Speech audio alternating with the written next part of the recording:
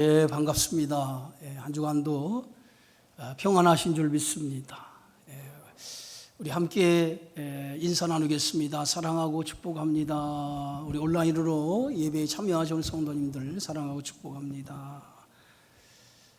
지금 일본 도쿄에서는 패럴림픽이 진행되고 있습니다. 아마 오늘이 마지막 날이 아닌가 그렇게 생각이 되어지는데요.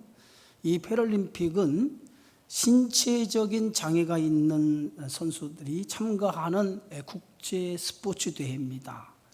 우리가 간단히 장애인 올림픽이라고도 부르죠.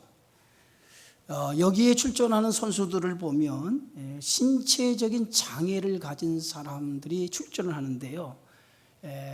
그들이 이 경기를 통해서 인간이 가지고 있는 한계를 극복하는 모습을 통해 진한 감동을 우리에게 주는 것을 볼 수 있어요.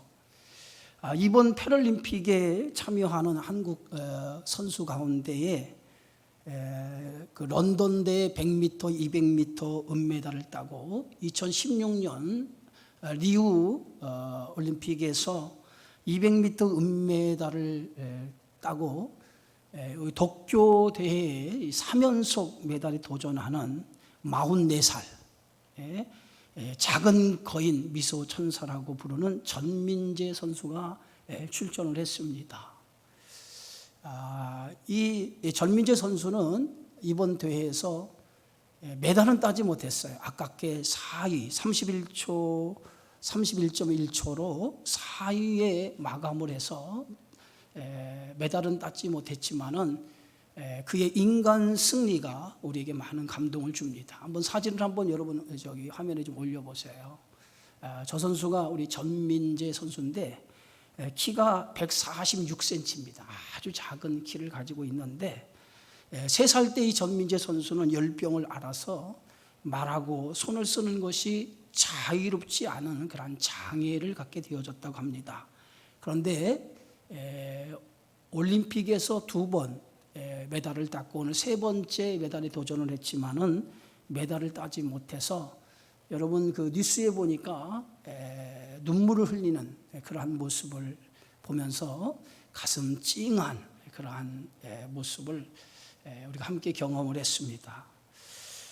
그가 올림픽 리우 올림픽에서 메달을 따고 나서 그가 발로 쓴 편지를 공개한 적이 있죠. 그 편지의 내용에 보면 힘든 상황에 좌절하며 서러운 눈물을 삼켜 했고 주변에 곱지 않은 시선에 포기하지 않고 여기까지 왔습니다 라고 하는 그 글을 그가 발로 쓸 때에 그 글을 보고 많은 그러한 사람들이 함께 감동을 받은 것이 기억이 날 겁니다.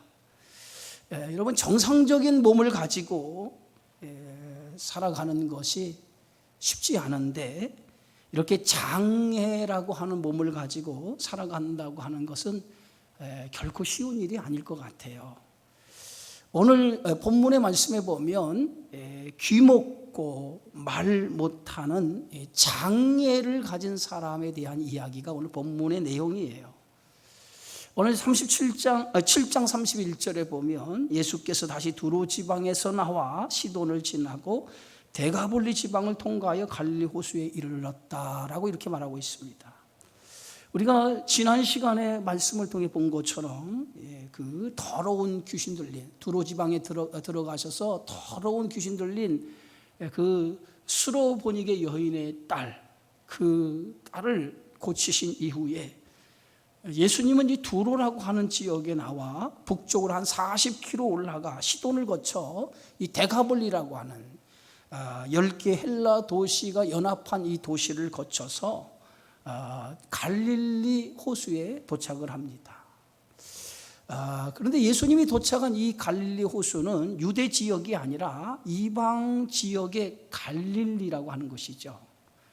여러분 우리가 한번 지도를 보면 예수님께서 저 두로 지중해 해안 도시인 두로에서 수로보니게 여인의 딸을 고치고 저 시돈으로 올라갑니다. 그 시돈을 거쳐서 저 데가볼리라고 하는 곳까지, 그리고 갈릴리에 다시 도착을 하게 되어지는데 굉장히 긴 여정이에요. 아마 수일에 걸려서 예수님께서 이 갈릴리 호수에 도착을 했다라고 볼 수 있어요. 근데 우리 갈릴리 보면 이렇게 동그랗게 되어져 있잖아요. 그런데 갈릴리에도 유대 지역의 갈릴리가 있고 이방 지역의 갈릴리가 있어요. 그러니까 유대 땅에 속한 갈릴리가 있고 저 데가볼리라고 하는 그곳에 접한 그곳에 갈릴리 호수가 있어요. 근데 그쪽은 이방 사람들이 사는 그러한 도시거든요. 지금 예수님께서 유대 지역이 아닌 이방 사람들이 사는 그러한 갈릴리 그 호수에 도착을 한 것입니다.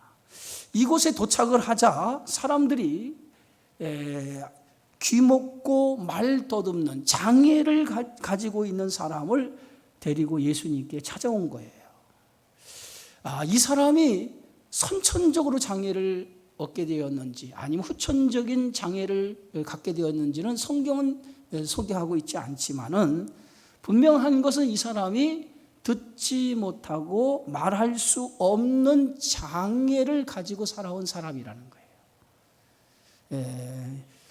말을 하지 못했다라고 하는 것은 듣지 못해서 생기는 장애예요. 오늘 성경에 보면 이 사람을 정확하게 듣지 못하고 말 더듬는 사람이라고 그랬어요. 그러니까 듣지를 못해서 말을 제대로 할 수 없는 사람이었다는 거예요. 여러분 언어를 배울 때에 제일 중요한 것이 뭐냐면 듣는 거예요. 히어링이요. 듣는 것이 언어를 배울 때 굉장히 중요한데 듣지를 못하면 언어를 배우지 못합니다. 우리가 아이를 키우는 부모님들이 아이들이 빨리 언어를 배우기 위해서는 부모가 아이들에게 수다장이가 돼야 돼요. 그래야 아이들이 언어 습득이 굉장히 빠릅니다. 아이가 말을 듣지 못하면 언어를 배울 수 없는 거예요. 오늘 성경에 보면 귀먹고 말 못하는 사람이라고 하는 이 말은 육체적인 장애를 가지고 있는 사람이지만은 어떻게 보면 영적인 의미도 이 안에 담겨져 있다는 거예요. 복음을 들을 수 있는 기회가 전혀 없었던 사람이다라고 하는 것으로 생각해 볼 수도 있어요. 그러니까 귀가 막혀서 듣지 못했기 때문에 복음을 들을 수 없었던 사람이라는 거예요. 여러분 믿음은 들음에서 나오지 않습니까? 근데 듣지 아니하고서는 믿음을 가질 수가 없는데 이 사람은 들을 수 있는 귀가 없다는 거예요. 어떻게 보면 들을 수 있는 귀가 없었기 때문에 듣지 못한 거죠. 오늘 이 세상에는 복음을 듣지 못하는 사람들이 얼마나 많은지 몰라요. 왜? 들을 수 있는 기회가 없기 때문에. 그래서 이 지구상에 아직도 복음이 전하지 않는 곳이 얼마나 많이 있어요. 들을 수 있는 기회가 없어서 예수 그리스도의 복음을 듣지 못한 거예요. 그래서 오늘날 많은 선교사들이 복음이 들어가지 않는 곳에 들어가서 그들에게 복음을 전하는 것을 볼 수 있습니다. 오늘 교회가 세워진 목적, 오늘 저와 여러분을 부르신 목적이 어디 있습니까? 바로 듣지 못하는, 복음을 듣지 못한 인생들에게 복음을 들려주기 위해서 교회를 세우시고 저와 여러분들을 불러주신 줄 믿습니다. 그런 의미에서 오늘 이 귀 먹고 말 못한 사람이라고 하는 것은 바로 복음을 들을 수 없는 사람이었다라고 하는 거예요. 신체적인 장애도 가지고 있지만 영적인 장애도 가지고 있는 사람이라고 하는 그런 복합적인 의미가 담겨져 있어요. 자, 예수님께서는 오늘 그 말 못하고 듣지 못하는 이 사람을 예수님께 데리고 왔을 때에 예수님은 어떻게 했습니까? 오늘 33절에 보니까 예수께서 그 사람을 따로 데리고 무리를 떠났다라고 얘기하고 있어요. 여러분 성경에는 특별히 복음서에는 여러 종류의 사람들이 등장을 하죠. 특별히 백성들이라고 할 때 그 백성들은 그 당시 평범한 계층의 사람들을 백성들이라고 복음서 기자가 지칭을 하고요. 사람들이라고 하는 표현을 할 때는 평범하지 못한 사람들을 사람들이라고 기록하고 있다는 거예요. 당시 사람들은 어떤 사람들이냐면 소외되고 가난한 자들, 그들을 오늘 성경 기자는 사람들, 무리들이라고 이렇게 표현하고 있습니다. 그런데 오늘 귀 먹고 말하지 못하는 사람을 데리고 온 사람이 바로 사람들이라는 거예요. 소외당한 자들, 그런 삶의 고통 속에 있는 사람들이 오늘 이 귀 먹고 말 더듬는 자의 고통을 보고 예수님께 찾아온 거예요. 그들이 예수님께 찾아와서 뭐라고 부탁을 합니까? 안수하여 고쳐주기를 원합니다. 안수하여, 손을 얹어 안수하여 고쳐주기를 원합니다 라고 예수님께 간청했던 것을 보게 되어지죠. 여러분, 안수하여 고쳐달라라고 하는 것은 이 사람들이 예수님이 많은 병자를 고치시고 이적을 행하시는 그것을 소문으로 들었을 거예요. 그때 소문을 들었을 때에 예수님이 병자에게 손을 얹어서, 어떤 이는 예수님의 옷을 만져서 이렇게 병을 고쳤다고 하는 그 소문을 들었기 때문에 그들이 예수님께 와서 이 병자에게 손을 얹어 안수하여 고쳐주기를 간청했다고 하는 것이죠. 그런데 예수님이 그들의 간청을 듣고 귀 먹고 말 못하는 사람을 따로 데리고 가죠. 왜 사람들을 떠나서 따로 그를 데리고 갔을까요? 여기에는 예수님의 의도가 담겨져 있었다는 거예요. 다른 병자들은 예수님에 대한 소문을 듣고 자신의 병을 고치기 위해서 예수님을 찾아온 사람들이 대부분이었어요. 그런데 이 사람은 예수님에 대한 소문을 듣고 예수님을 찾아온 것이 아니라 사람들에 의해 피동적으로 끌려온 사람이라는 거예요. 그러니까 이 사람의 의지로 예수님께 온 것이 아니라 다른 사람들의 손에 이끌려서 피동적으로 예수님 앞에 온 거예요. 여러분, 병을 고치기 위해서는 병을 고치고자 하는 의지가 무엇보다도 중요하죠. 오늘 수로보니게 여인이 자신의 딸이 더러운 귀신 들린 것에 대해서 간절한 마음으로 예수님께 찾아온 것처럼 병을 고치고자 하는 의지가 간절할 사람이 예수님 앞에 찾아오는 거 아니겠어요? 그런데 이 사람은 그런 의지로 찾아온 것이 아니라 사람들에 의해서 끌려온 거예요. 그렇기 때문에 이 사람은 예수님에 대해서 전혀 알지 못하고 사람들에 의해서 온 거예요. 다시 말해서 그는 귀 먹고, 다시 얘기해서 예수님에 대한 소문을 들을 수 없는 사람이에요. 그러니까 예수님에 대한 정보가 아무것도 없었던 사람이에요. 그냥 사람들에 의해서 끌려온 거예요. 예수님께서 따로 이 사람을 데리고 간 것은 이 사람에 대해서 예수 그리스도가 누구인가라고 하는 것을 알려주는 것이 무엇보다도 시급하다는 거예요. 병을 고치는 문제보다 더 중요한 게 뭐냐면 예수님에 대한 지식이에요. 예수님에 대한 지식. 여러분, 육신적인 병보다 더 중요한 병이 어디입니까? 영적인 거죠. 영적인 병. 예수님은 육신의 질병을 치유하기 위해서 이 땅에 오신 것이 아니에요. 인간의 근원의 질병인 죄 문제를 해결하기 위해서 이 땅에 오신 거예요. 귀 먹고 말 못하는 사람에게 필요한 것은 듣고 말하는 것이라고 할 수 있지만은 그보다도 더 중요한 것은 영적인 문제, 죄 문제가 해결되어야만 된다는 거예요. 예수님은 그 사람의 육적인 질병만 보신 것이 아니라 그 사람의 근원의 문제인 영혼의 병든 문제를 예수님이 먼저 보셨다는 거예요. 그래서 영혼이 병든 문제를 해결하기 위해서는 예수가 누구인가, 그리스도가 누구인가를 알아야 돼요. 예?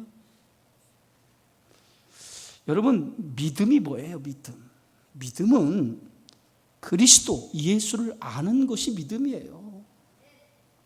신앙생활 아무리 오래 했어도 내가 믿는 예수 그리스도, 그분이 어떤 분인가라고 하는 것을 알지 못하면 그 사람은 믿음을 가진 게 아니에요.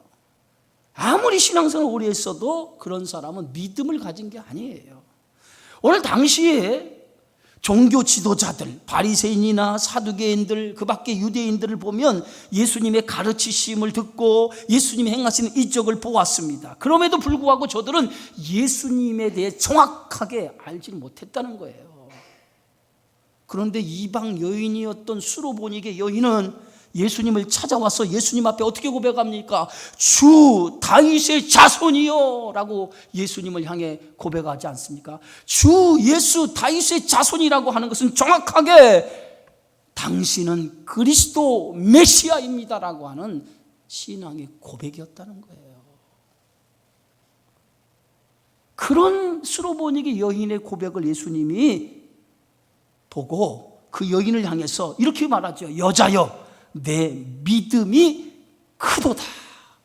그 여인이 그리스도에 대한 믿음을 고백할 때 내 믿음이 크다라고 그 믿음을 축복해 주는 것을 볼 수 있어요.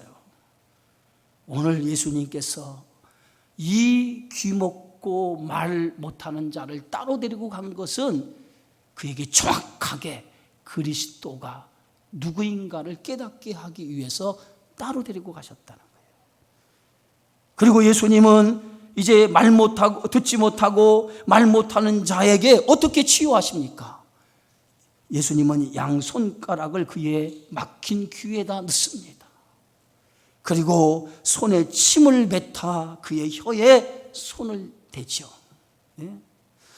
예수님은 전능하신 분이기 때문에 말씀으로 그 사람을 치유할 수 있어요. 그런데 예수님은 말씀으로 치유하지 않으시고 이렇게 손가락을 그의 귀에 대고 침을 뱉어 손을 그의 혀에 댄 것은 무엇을 의미합니까? 그 귀먹고 말 못하는 자에게 보여주는 하나님의 사랑을 그렇게 표현하고 있다는 거예요. 그는 듣지 못하기 때문에 오늘 예수님은 자기의 행동을 통해서 예수님이 그를 얼마나 어떻게 사랑하는가를 직접 행동으로 보여주는 행동이 손가락에 양귀에 손가락을 넣고 침을 뱉어 그의 혀에 손을 대는 것을 통해서 예수님의 지극하신 사랑을 그에게 보여주고 있습니다. 12의 혈루증 걸린 여인이 예수님의 옷에 손을 대었을 때도 예수님은 그 바쁜 와중에도 걸음을 멈추시고 사람들을 향해서 누가 내 옷에 손을 대었느냐라고 하시면서 사람들을 둘러보았어요. 그때 예수님께서 바쁜 걸음을 멈추고 누가 내 옷에 손을 대었느냐고 손을 댄 사람들을 둘러본 것은 옷에 손을 댄 사람을 찾아서 책망하기 위해서 그를 찾은 것이 아니에요. 예수님은 자신의 옷에 손을 댄 사람이 누구인지를 알고 있었어요. 예수님이 누가 내 옷에 손을 대었느냐라고 하는 것은 그 여인을 축복하기 위한 예수님의 말씀이었다는 거예요. 그래서 그 여인이 예수님 앞에 나왔을 때 예수님께서 그 여인을 어떻게 합니까? 오늘 마가복음 5장 34절에 보면 딸아 내 믿음이 너를 구원하였느니라 평안히 가라 내 병에서 놓여 건강할지어다라고 예수님은 그에게 축복하고 보려는 것을 볼 수 있어요. 바로 오늘 예수님께서 양귀에 손가락을 넣고 침을 뱉다 그의 혀에 손을 댄 것은 예수님의 지극한 사랑, 긍휼, 자비를 그에게 보여주고 있는 거예요. 그러면서 예수님은 하늘을 우러러 탄식하시죠. 오늘 성경 말씀 마가복음 7장 34절에 보니까 하늘을 우러러 탄식하시며 그랬어요.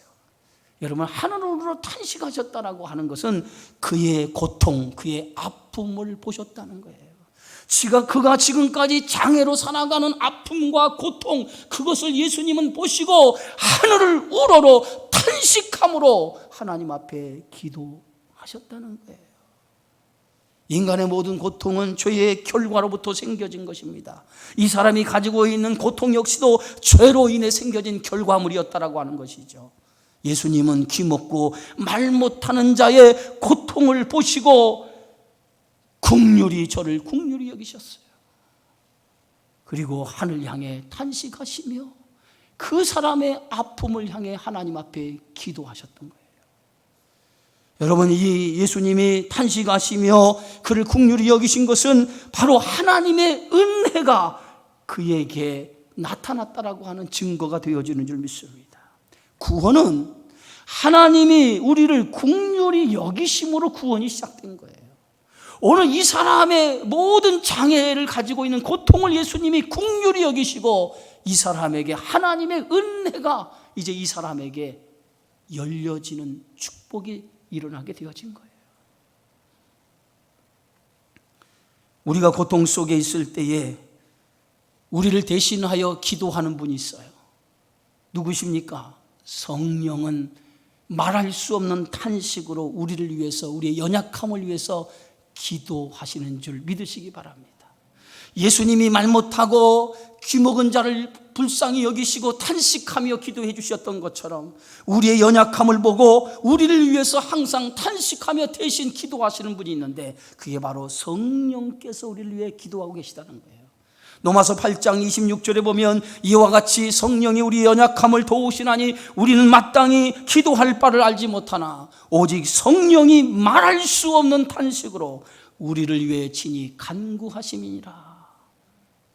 우리를 위해서 지금도 간구하시는 분이 있는데 바로 성령이 저와 여러분을 위해서 탄식함으로 간구하고 계시는 것을 믿으시기를 바랍니다. 예수님은 이 귀먹고 말 못하는 자를 탄식하며 하늘으로 기도하신 다음에 이 사람에게 명령을 하죠. 오늘 성경 말씀에 보면 오늘 34절에 이르시되 예받아 하시니 이는 곧 열리라는 뜻이라 그랬어요. 하늘을 우러러 탄식하신 다음에 귀먹고 말 못하는 사람에게 예수님이 명령을 하셔요. 그 명령이 어떤 명령입니까? 예받아, 열리라 라고 하는 명령을 내리셨다는 거예요. 이 예받아라고 하는 말은 아람어입니다. 아람어. 예수님께서 그 해당장 야이로의 딸을 고칠 때도 달리다쿰 아람어를 통해서 그에게 말씀하신 것처럼 오늘 이 말 못하고 귀먹은 이 사람에게도 예수님은 아람어를 통해서 예받아 라고 그 사람을 향해서 명령하시는 것을 볼 수 있어요. 이 사람의 불행은 듣지 못해서 생겨진 불행이에요. 귀가 열려야 이 사람의 고통과 불행이 해결될 수 있어요. 영적인 문제도 이 사람의 귀가 열려야만이 영적인 문제도 풀어질 수 있는 거예요. 세상에는 귀가 닫히고 입이 닫혀서 소리를 듣지 못하고 말하지 못하는 사람들이 많이 있습니다.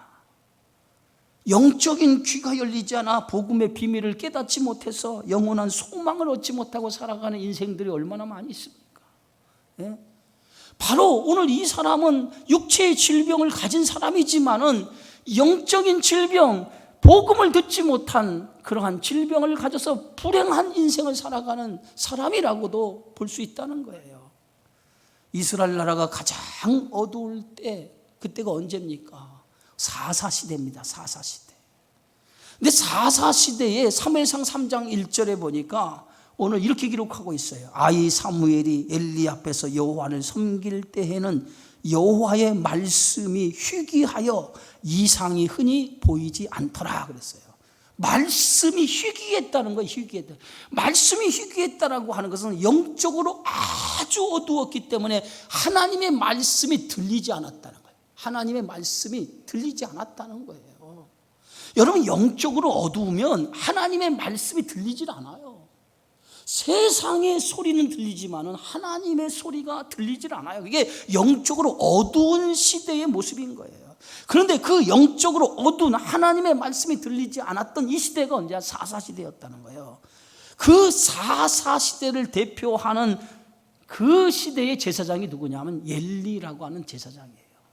근데 엘리 제사장을 오늘 성경은 이렇게 표현하고 있어요. 엘리의 눈이 점점 어두워가서 잘 보지 못하는 그때에 라고 했어요. 엘리 제사장의 눈이 어두워가서 잘 보지 못하는 때였다는 거예요. 이것은 엘리라고 하는 제사장이 나이가 많아서 생물학적으로 눈이 어두웠지만은 생물학적인 어두움을 얘기하는 게 아니에요. 성경이 눈이 어두울 때는 생물학적으로 얘기하는 것이 아닙니다. 영적인 눈이 어두울 때 눈이 어두워라고 성경은 말하고 있는 거예요.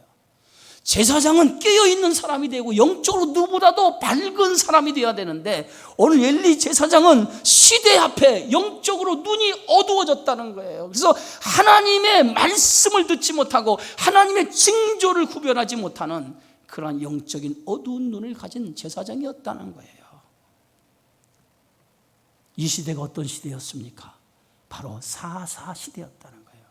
사사 시대의 특징이 뭡니까? 오늘 사사기 21장 25절에 사사 시대를 한 절로 이렇게 표현하지 않습니까? 그때의 왕이 없으므로 사람이 각기 자기의 소견에 옳은 대로 행하였더라. 이게 사사 시대예요. 영적으로 어두우니 자기가 왕이 되어 자기가 옳은 대로 살아갔다는 거예요. 네? 귀가 어두우면 영적인 어둠이 가져오는 거예요. 오늘 씨 뿌리는 예수님의 비유 속에서 예수님께서 씨 뿌린 비유를 통해서 우리에게 주신 말씀이 뭡니까? 귀 있는 자는 들을지어다. 귀가 있는 자는 들을지어다 그랬어요. 귀를 가지고 있어도 영적인 하나님의 말씀을 듣지 못하고 귀가 막힌 사람들이 있다는 거예요. 그래서 귀 있는 자는 들을지어다. 예수님이 비유를 통해서 말씀하는 거예요. 그런데 당시에 많은 유대인들과 종교 지도자들은 귀가 있었지만은 예수님의 말씀을 듣지 못하는 영적인 어두운 귀를 가졌던 사람들이었다는 거죠. 예수님은 이 말 못하고 귀가 먹은 이 사람을 향해 명령을 하죠. 예받아라고 명령을 합니다. 근데 예받아라고 명령할 때에 이 사람의 귀만 열린 게 아니에요. 입도 열렸어요. 입도. 오늘 성경의 말씀에 보니까 어떻게 기록되어 있냐면 35절에 그의 귀가 열리고 혀가 맺힌 것이 곧 풀려 말이 분명하여졌더라 그랬어요. 여러분, 이 사람은 귀가 막혔어요. 근데 말을 아주 못하는 사람이 아니라 말을 더듬는 사람이라는 거예요. 말을 더듬는 사람이라고 하는 것은 듣지 못하기 때문에 말을 못하는 것뿐이에요. 더듬어서 말을 못하는 것, 정확하게 말을 못하는 것뿐이에요. 다시해서 이 사람은 말을 못한다라고 하는 것은 이 사람이 혀가 굳어 있어서 말을 못한 거예요. 그래서 혀가 맺힌 것이 그래서 혀가 맺힌 것은 혀를 묶어둔 굴레라고 하는 뜻이에요. 혀를 묶어둔 굴레. 그러니까 이 사람은 혀가 굴레에 씌워진 거예요. 혀가 굴레에 씌워져서 결박이 되어진 거예요. 그래서 맺힌 것이라고 하는 헬라어 언어를 보면 데스모스라고 하는 말인데 이 말의 뜻이 뭐냐면 올가미, 찾고, 감금, 투옥을 의미하는 그런 뜻이에요. 그러니까 이 사람은 어떻게 보면 혀가 맺혔다라고 하는 것은 올감이, 감금이 되었다는 거예요. 착고가 채워진 것처럼 그렇게 되어졌다는 거예요. 그 말은 뭐냐? 사탄에 의해 결박되어진 인생이었다는 거예요. 사탄에 의해 결박되어진 인생. 그런데 예수님이 예받아라고 명령하시는 순간에 그를 결박하고 있는, 그를 올가매고 있는 어둠의 권세, 사탄의 권세가 한순간에 풀어지고 사탄에서 해방되어진 줄 믿습니다. 그러니까 어떻게 보면 이 귀 먹고 말 못하는 사람은 육체의 질병을 가졌지만은 엄밀히 말하면 육체의 질병이 아닌 사탄에 의해 결박된 인생이라는 거예요. 그의 모든 불행의 시작은 사탄의 결박으로부터 시작되었음을 오늘 말씀을 통해서 볼 수 있어요. 예수님이 이 땅에 오신 것은 사탄의 결박에서 우리를 자유케 하기 위해서 예수님이 이 땅에 오신 줄 믿습니다. 우리가 예수님을 믿기 이전에는 사탄의 종로, 어둠의 종으로 우리가 살아가지 않았습니까? 그래서 에베소서 2장 2절에 보면 그때에 너희는 그 가운데 행하여 이 세상의 풍조를 따르고 곧 지금 불순종의 아들들 가운데 역사하는 영을 따랐다라고 이렇게 말하지 않습니까? 그런데 이 사탄의 종으로 살아갔던 우리를 예수 그리스도가 십자가의 피로 우리를 그 결박으로부터, 사탄의 결박으로부터 해방시켜 주셔서 우리가 영원한 하나님의 자녀로 백성으로 살아가게 되어진 줄 믿습니다. 예수님은 지금 사탄의 결박 속에 고통 속에 살아가고 있는 이 인생을 예바다 열리라고 하는 말씀을 통해서 그의 모든 사탄의 결박을 풀어주신 거예요. 그리고 이렇게 말씀합니다. 오늘 36절에 보니까 예수께서 그들에게 경고하사 아무에게도 이르지 말라 하시되 경고하실수록 그들이 더욱 널리 전파했다라고 했어요. 예수님은 그 사람을 고쳐주고 난 다음에 아무에게도 이 고침을 받은 사실을 알리지 말라는 거예요. 왜 예수님께서 이와 같은 놀라운 능력을 행하셨는데도 불구하고 이 일에 대해서 사람들에게 알리지 말라 그렇게 말씀했을까요? 여기에는 당시 많은 사람들이 예수님의 가르침과 예수님에 대해서 알기 원하기보다는 그들이 예수님이 행하신 이적에 더 관심을 많이 가졌다는 거예요. 예수님이 이 땅에 오신 것은 어떤 이적을 행하시기 위해서 오신 것이 아니에요. 이적은 복음을 전하는 수단으로서 예수님께서 이적을 베푸신 거지, 예수님이 오신 근본의 목적은 자신이 십자가의 죽음을 통해서 모든 인생들을 죄로부터 구원하는 것, 그것이 예수님이 이 땅에 오신 목적이에요. 그런데 사람들은 예수님이 행하신 그 병 고치는 이적을 보고 마치 병 고치는 거에만 관심을 가졌어요. 그래서 수많은 사람들이 예수님이 이 땅에 오신 목적보다도 병 고치는 그것에 관심을 가지고 그런 예수님 앞에 열광했다는 거예요. 그래서 예수님은 그런 열광하는 백성들의 흥분을 잠재우기 위해서 아무에게도 이 일을 알리지 말라고 말씀하신 거예요. 예수를 우리가 믿는 것은 어떤 나의 목적을 이루는 수단으로 예수를 믿는 게 아니죠. 병을 고치기 위해서, 또 예수를 통해서 어떤 내가 복을 받기 위해서 예수를 믿는 것이 아니라, 우리가 예수를 믿는 근본의 이유는 예수님을 통해서 구원을 얻기 위해서, 더 나아가서는 하나님의 뜻을 이루기 위해서 예수를 믿는 줄 믿습니다. 그런데 당시 사람들은 병을 고치는 것으로 인해서 그 병을 마치 자신의 목적을 이루기 위한 수단으로 삼았다는 거예요. 예수님이 이 땅에 오신 목적은 그 뜻은 모르고 오직 자신들의 이익에 부합되는 예수만을 찾게 되어졌기 때문에 예수님은 아무에게도 이 사실을 알리지 말라라고 말씀하신 거예요. 그때의 사람들의 반응이 어떻습니까? 7장 37절에 보면 사람들이 심히 놀라 이르되 그가 모든 것을 잘하였도다. 못 듣는 사람도 듣게 하고 말 못하는 사람도 말하게 한다 하니라.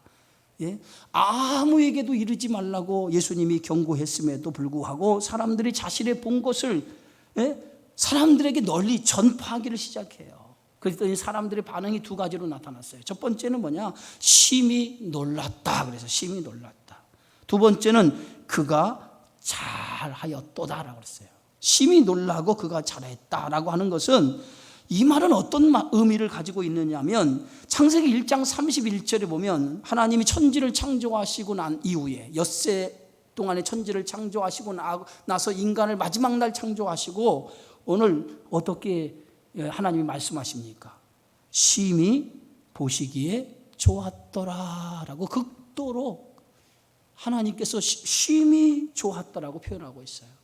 바로 그들이 표현한 표현이 바로 심히 좋았더라라고 하는 말은 새로운 역사를 경험했다는 거예요.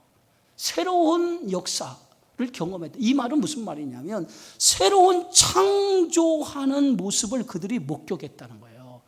말 못하고 귀 먹는 자를 고침을 통해서 새로운 역사, 새로운 창조를 그들이 두 눈으로 목격했다는 거예요. 이 말은 예수님이 이 땅에 오신 근본의 목적을 저들의 입을 통해서 고백하는 거예요. 예수님은 이 땅에 새로운 나라를 만들기 위해서 오신 거 아니겠어요? 그 나라가 뭡니까? 하나님의 나라죠. 사탄에 의해 지배되어 있던 그 나라를 다시 회복하고 하나님의 나라를 완성하기 위해서 이 땅에 오신 분이 누구예요? 예수님 아닙니까? 그래서 예수님의 오심을 통해서 하나님의 나라가 이 땅에 시작이 된 거예요. 도래가 된 거예요. 지금 예수님은 듣지 못하고 말 못하는 자를 고침을 통해서 하나님의 나라가 어떤 나라냐, 그 나라의 모습을 그들에게 지금 보여주는 거예요. 이렇게 귀가 먹고 말 못하는 자들이 귀가 열리고 입이 열리는 것, 이게 바로 하나님의 나라, 새로운 창조된 나라라고 하는 것을 그들에게 직접 이 사건을 통해서 보여주는 거예요. 마치 오늘 이사야 35장에 있는 말씀이 이루어진 거예요.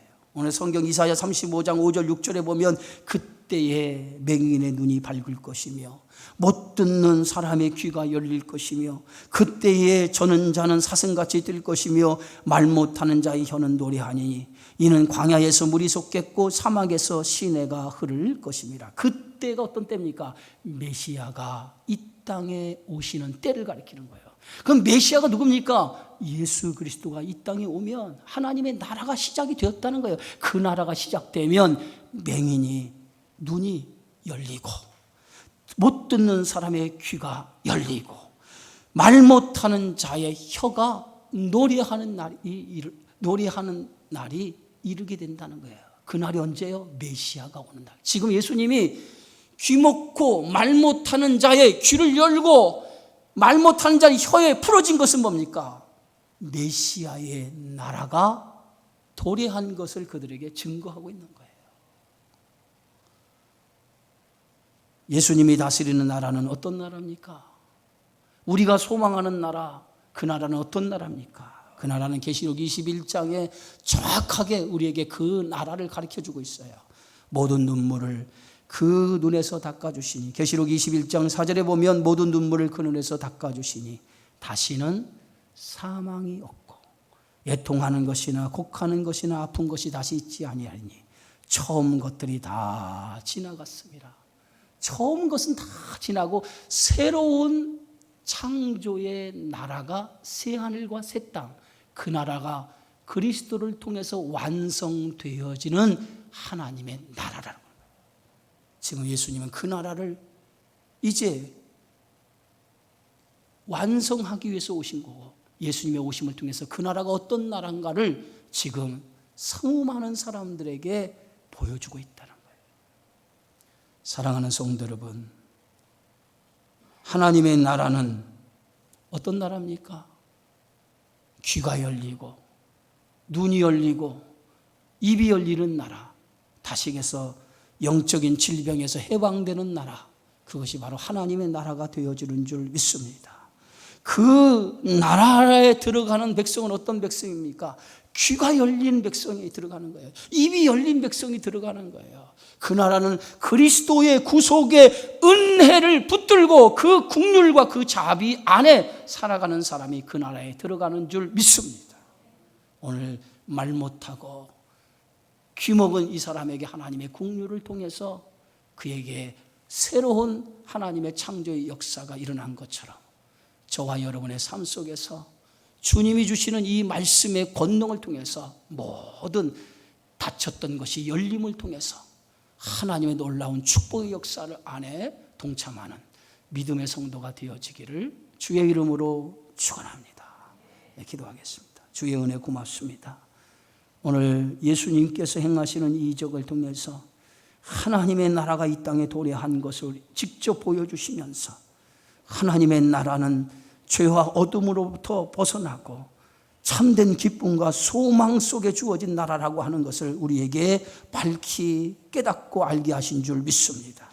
우리는 이 하나님의 나라를 소망하며 믿음으로 그 나라를 바라보며 살아갈 수 있도록 축복하여 주시옵소서. 예수님의 이름으로 기도하옵나이다. 아멘.